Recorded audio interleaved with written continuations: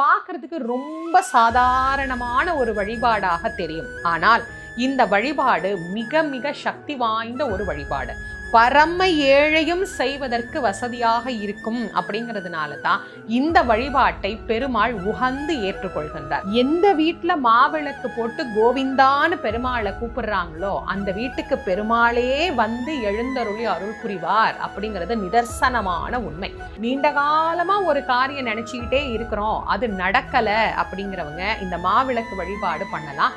நினைத்த காரியத்தை பெருமாள் நிறைவேற்றி தருவார். அதே போல நோய் இருக்கா, வறுமை இருக்கா, என்ன பிரச்சனை உங்களுக்கு இருக்கோ அந்த பிரச்சனை தீரணும் அப்படின்னு பெருமாள்கிட்ட பிரார்த்தனை பண்ணிக்கிட்டு இந்த வழிபாட்டை நீங்க செஞ்சீங்க அப்படின்னா நிச்சயமாக உங்களுக்கு அந்த வழிபாடு பலனுள்ளதாக இருக்கும்.